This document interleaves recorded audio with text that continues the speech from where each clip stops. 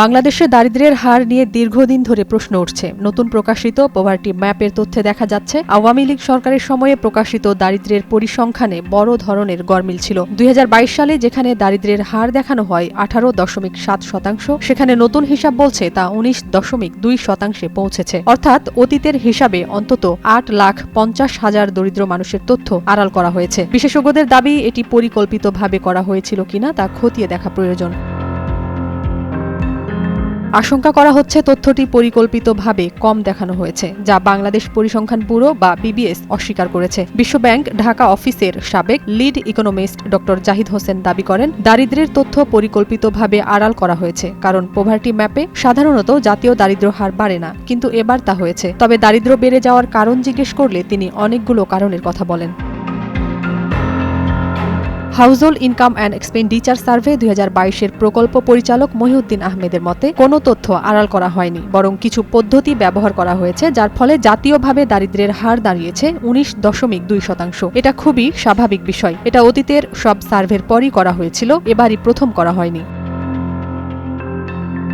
গত 30 জানুয়ারি poverty map প্রকাশ করে BBS. এতে বলা হয়, দেশে দারিদ্র্যের হার 18.7% থেকে বেড়ে 19.2% দাঁড়িয়েছে। হাউজহোল্ড ইনকাম অ্যান্ড এক্সপেন্ডিচার সার্ভেতে গ্রামে দারিদ্র্যের হার ছিল 20.5%, যা পভার্টি ম্যাপে কমে হয় 20.3%। এদিকে শহর এলাকায় দারিদ্র্যের হার বেড়েছে 1.8%। আগে শহরে হার ছিল 14.7%, এখন বেড়ে হয়েছে 16.5%। এগুলো পর্যালোচনা করলে দেখা যায় দারিদ্র্য স্থানান্তরিত হয়েছে।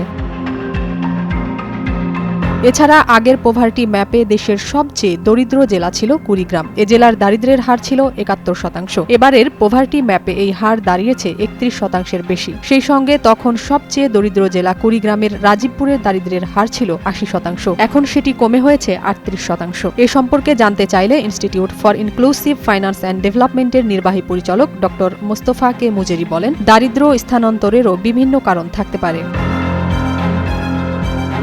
সেন্টার ফর পলিসি ডায়ালগ সিপিডির সম্মানীয় ফেলো ড মুস্তাফিজুর রহমান বলেন, 2022 সালে যখন household income and expenditure survey করা হয়, তখন 2016 সালের তুলনায় স্যাম্পল কম ছিল, ফলে সেটি বিভাগীয় পর্যায় পর্যন্ত রিপ্রেজেন্ট করে। কিন্তু দারিদ্র্য ম্যাপের ক্ষেত্রে জনশুমারি তথ্যের সঙ্গে মিলিয়ে যেটি করা হয়েছে, এতে দারিদ্র্য হার কিছুটা বাড়তে পারে। নাজিয়াত রুনা, নয়া দিগন্ত।